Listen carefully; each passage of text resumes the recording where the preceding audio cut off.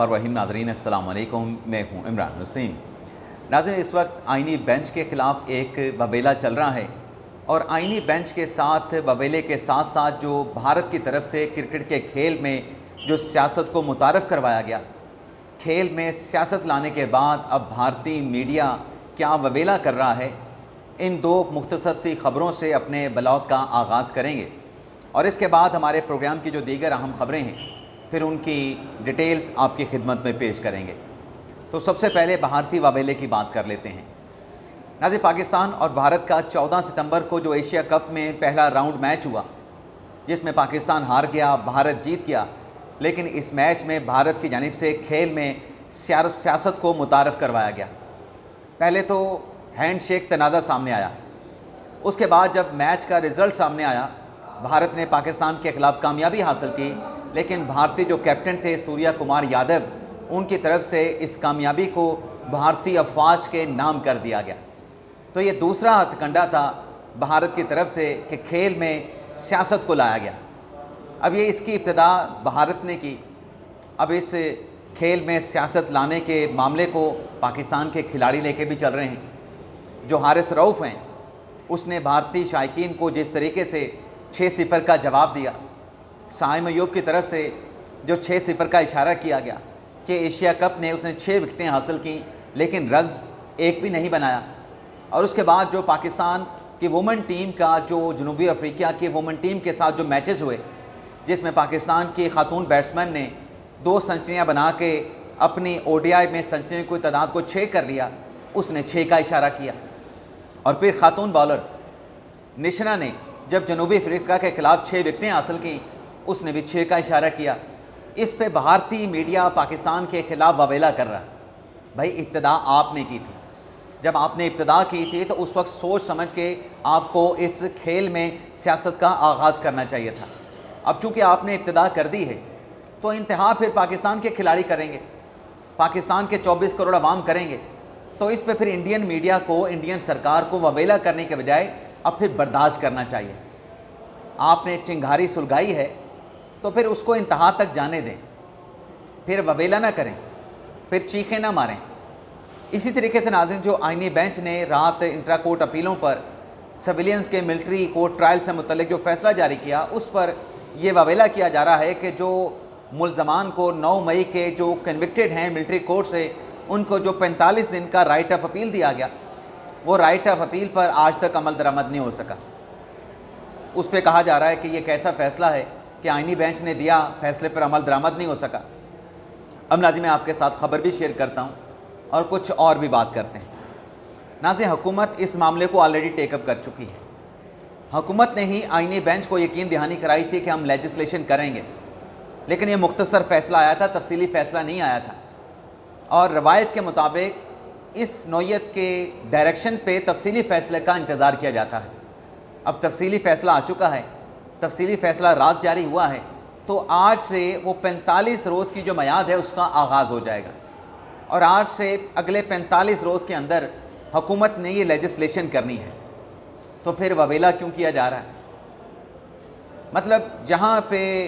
वो कहते हैं ना कि हमको आइनी बेंच पसंद नहीं, आइनी बेंच का फ़ैसला पसंद नहीं, इनका असल मकसद तो यही था ना। आज जो सवाल उठा रहे हैं कि सिविलियंस का मिलिट्री कोर्ट में ट्रायल क्यों हो सकता है, नहीं किया जा सकता। भाई, आप तो राइट ऑफ अपील की बात कर रहे थे, राइट ऑफ अपील आपको मिल गई और आज से आप दिन काउंट करना शुरू कर दें। अगले 45 रोज़ में हुकूमत जो काम का आगाज़ कर चुकी है राइट ऑफ अपील देने के हवाले से, 100% चांस है, बल्कि 101% चांस है कि अगले 45 रोज़ के अंदर ये राइट ऑफ अपील जो सज़ा याफ्ता है मिलिट्री कोर्ट से, उनको ये मिल जाएगा। लेकिन क्योंकि हमारा मकसद सिर्फ एक ही है, अदालत को मलाइन करना है, आइनी बेंच को मलाइन करना है, आइनी बेंच के जजेस को मलाइन करना है, तो कुछ ना कुछ तो प्रोपेगेंडा वबेला तो हमको करना पड़ेगा। अगली खबर नाज़रीन जो आपके साथ हम शेयर करने जा रहे हैं, एक तो ये है कि जजेस जो हैं हाई कोर्ट के, उनकी कारकर्दगी का जायज़ा लेने के लिए जो जुडिशल कमीशन की सब कमेटी है जिसकी सरबराही जैसे जमाल खान मंदुखेल साहब कर रहे हैं, उस कमेटी का इजलास 26 सितंबर को बुला लिया गया है और उस इजलास में रूल्स तय किए जाएंगे कि जजेस की कारकर्दगी का जायज़ा कैसे लिया जाएगा। क्योंकि अब 26वीं आईनी तरमीम में लिख दिया गया है कि जिन जजेस की कारकर्दगी इत्मीनान बख्श नहीं होगी وہ اپنے جج کے عہدوں پہ نہیں رہیں گے، ان کے خلاف جو معاملہ ہے جوڈیشل کمیشن کی جانب سے وہ سپریم جوڈیشل کونسل کو بھجوایا جائے گا۔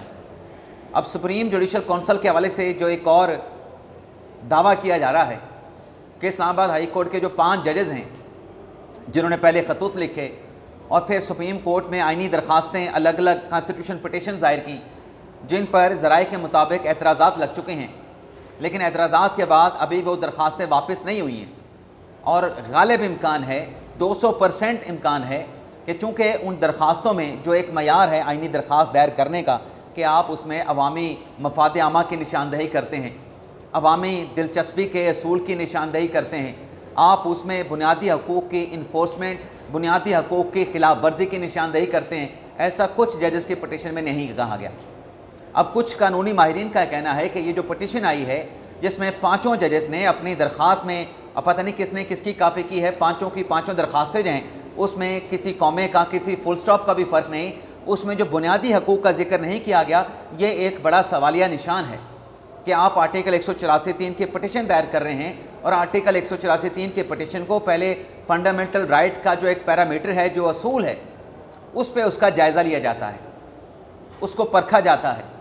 سب سے پہلے درخواست کے قابل سماعت ہونے کا فیصلہ ہوتا ہے، لیکن بنیادی حقوق کا ذکر ہو تو پھر ہی اس کے معیار کے اوپر پورا اترتی ہے،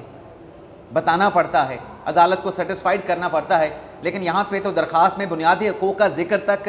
کہیں کیا دور تک بھی نہیں ہے۔ تو کچھ قانونی ماہرین کا کہنا ہے کہ یہ جو ججز ہیں جنہوں نے آئینی پٹیشن ڈرافٹ کی ہے، یہ ان کی جو کیپیبلٹی ہے، ان کی کیپیبلٹی پہ، ان کی اہلیت پہ بہت بڑا سوال چھوڑ رہی ہیں، اور ہو سکتا ہے کہ کسی شخص کی جانب سے انڈیویجول کیپیسٹی میں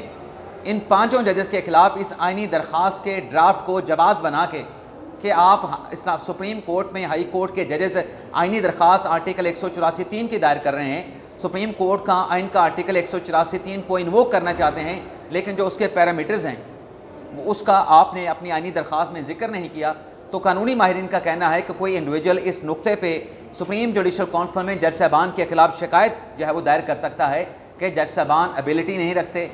قابلیت نہیں رکھتے، تو لہٰذا انہیں جج کے عہدے سے ہٹایا جائے۔ تو یہ اس خطرے کا بھی اظہار کیا جا رہا ہے۔ اس کے علاوہ جو عمران خان صاحب کے خلاف ایک پٹیشنر عمران خلاف کہیں یا عمران خان کے لیے، بشرا بی بی صاحبہ کے لیے، ایک شہری شاہد یعقوب نے جو درخواست دائر کی تھی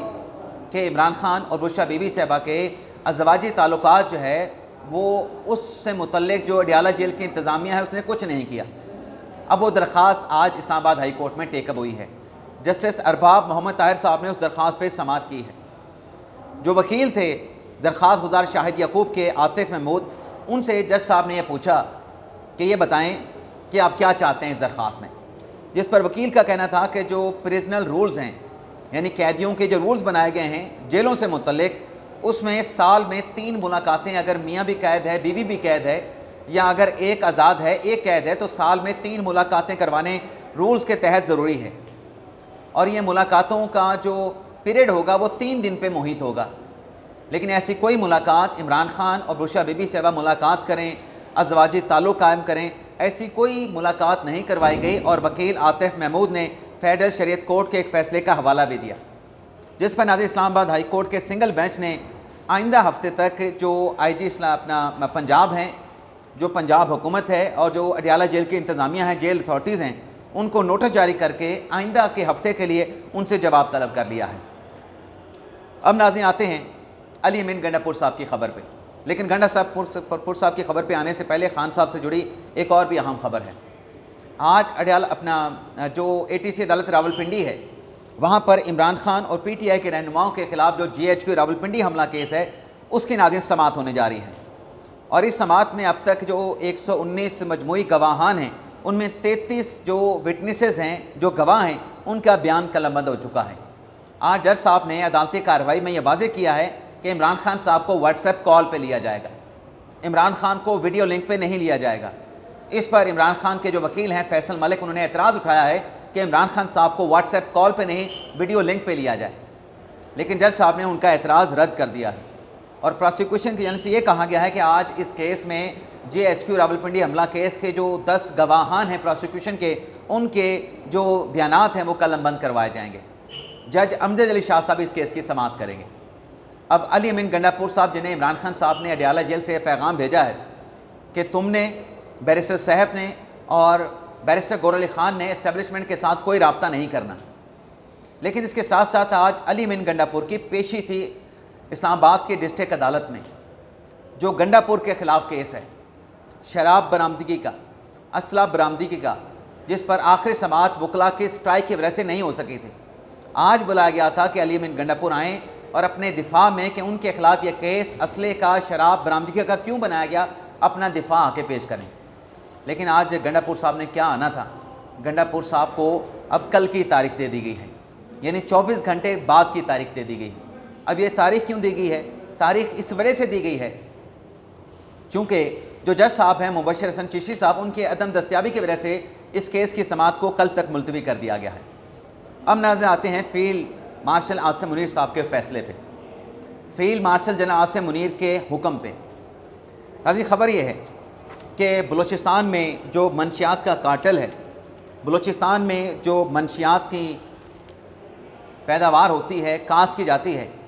بلوچستان میں منشیات کے مکمل طور پہ خاتمے کے لیے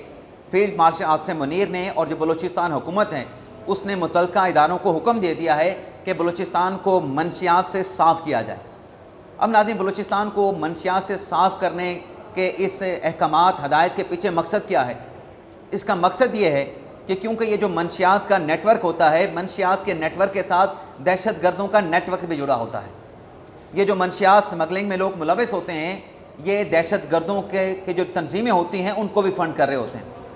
کیوں فنڈ کر رہے ہوتے ہیں؟ ان کی فنڈنگ کا مقصد یہ ہوتا ہے کہ بارڈر کے اوپر ان دہشت گردوں کو منشیات کے سمگلروں کی طرف سے نیٹ ورک کی طرف کہا جاتا ہے کہ آپ بارڈر پہ جو سیکیورٹی فورسز ہیں ان کو انگیج کریں، ان پہ حملہ کریں، وہ آپ کے ساتھ انگیج ہو جائیں گی، اور جب یہ آپ کے ساتھ انگیج ہوں گے، آپ کے حملے کا جواب دے رہے ہوں گے، تو اس دوران ہم بارڈر سے جو منشیات ہیں اسے کراس کر کے دوسرے ملک میں لے جائیں گے یا افغانستان، ایران سے پاکستان لے آئیں گے۔ تو اس نیٹ ورک کے خاتمے کے لیے یہ احکامات جو ہے فیلڈ مارشل عاصم منیر صاحب نے اور بلوچستان کی حکومت نے متعلقہ اداروں کو دے دیے ہیں۔ ایک حصہ یہ جو منشیات کے نیٹ ورک کی جو انکم ہوتی ہے، جو آمدن ہوتی ہے، اس میں ایک حصہ دہشت گردوں کی تنظیموں کو جاتا ہے، ایک حصہ سیاسی انتظامیہ کو بھی جاتا ہے۔ یہ سیکیورٹی ذرائع کے بابسوخ سیکیورٹی ذرائع کی خبر ہے، اور ایک حصہ اس علاقے کے جو وڈیرے ہوتے ہیں، جو سرغنہ ہوتے ہیں، جو سردار ہوتے ہیں، ان کو بھی اس حصے میں سے کچھ نہ کچھ دیا جاتا ہے، کیونکہ جب ایسے نیٹ ورک کے اوپر ہاتھ ڈالا جاتا ہے تو پھر سوال اٹھایا جاتا ہے کہ لوگوں کا روزگار ہے، لوگوں کا روزگار چھن جائے گا، اور پھر ہڑتالوں کی اور بھی انتہائی اقدامات کی جو ہے وہ دھمکیاں دی جاتی ہیں۔ لیکن ان دھمکیوں کا ہونا اپنی جگہ پہ، لیکن اس نیٹ ورک کا خاتمہ ہونا بھی ضروری ہے، کیونکہ قانون میں اس کی گنجائش ہی نہیں ہے، نہ دہشت گردوں کی گنجائش ہے، نہ منشیات فروشوں کی، نہ منشیات سمگل کرنے کی، نہ منشیات کے نیٹ ورک کی جو ہے وہ گنجائش ہے۔ تو یہ نیٹ ورک جو ہے وہ بہت سارے جو قانون کو توڑنے والے ایلیمنٹس ہیں ان کی سرپرستی بھی کر رہا ہوتا ہے منشیات کا جو نیٹ ورک ہے۔ تو دیکھتے ہیں، احکامات تو آئے ہیں، لیکن کتنے دنوں میں اس پہ جو ہے وہ قابو پایا جاتا ہے اور اس نیٹ ورک کا جو ہے وہ خاتمہ کیا جاتا ہے، اور بلوچستان کو منشیات کی پیداوار سے، کاشت سے جو ہے وہ حتمی طور پہ، منطقی طور پہ جو ہے اس سے نجات دلائی جاتی ہے۔ اس کے علاوہ ناظرین ایک اور خوشخبری ہے، وہ خوشخبری ناظرین یہ ہے کہ آسٹریلیا، کینیڈا اور برطانیہ نے فلسطین کی ریاست کو تسلیم کر لیا تھا۔ اب ان تین ممالک کے فلسطین کی ریاست کو تسلیم کرنے کے بعد فرانس نے بھی فلسطین کو ریاست کے طور پہ تسلیم کیا ہے، اور فرانس کے ساتھ بیلجیم، موناکو، لگزمبرگ اور مالٹا نے بھی فلسطین کو ریاست کے طور پہ ایکسیپٹ کر لیا ہے۔ اور ان ممالک کے فیصلوں کو جو فلسطین کے صدر ہیں محمود عباس، ان کی طرف سے ویلکم کیا گیا ہے۔ اور آج 23 ستمبر ہے، سعودی عرب کا قومی دن ہے۔ 23 ستمبر 1932 کو سعودی عرب کی ریاست وجود میں آئی تھی۔ سعودی عرب کا آج آزادی کا آج ان کا قومی دن ہے۔ تو آج فلسطین سے متعلق جو وزیر اعظم کے مشیر ہیں مولانا طاہر اشرفی صاحب، انہوں نے یہ دعویٰ کیا تھا کہ آج سعودی عرب کی طرف سے بھی جو فلسطین ریاست ہے اس سے متعلق بڑا اعلان جو ہے وہ متوقع ہے۔ تو دیکھتے ہیں آزادی کے اس دن کے موقع پہ یا نیشنل ڈے پہ سعودی عرب کیا بڑا اعلان کرتا ہے فلسطین کی ریاست کے قیام کے حوالے سے۔ ویسے اسٹیٹمنٹ ایک آیا ہے سعودی عرب کا جس میں کہا گیا ہے کہ جو ایشو ہے اس کا حل یہی ہے کہ دو ریاستی ریاستوں کا حل جو ہے وہ پرامن حل ہے اس مسئلے کا کہ فلسطین کی ریاست کو ایکسیپٹ کیا جائے۔ اس کے علاوہ ناظرین عدالت سے ایک اور خبر ہے، ڈرگ کورٹ لاہور نے حکیم شہزاد جو حکمت کا کام شروع کر چکے تھے، غیر قانونی اشتہارات بھی دے رہے تھے، تو لائسنس کے بغیر کہ حکمت کا کام اور لوگوں کو ادویات دینے کا جو کام تھا اس پہ ڈرگ کورٹ لاہور نے حکیم شہزاد کے اریسٹ وارنٹ جو ہے وہ جاری کر دیے ہیں ناقابل ضمانت، اور پولیس کو حکم دیا ہے کہ ملزم کو گرفتار کر کے آئندہ سماعت پہ عدالت میں پیش کیا جائے۔ اجازت چاہتے ہیں ناظرین، اللہ حافظ۔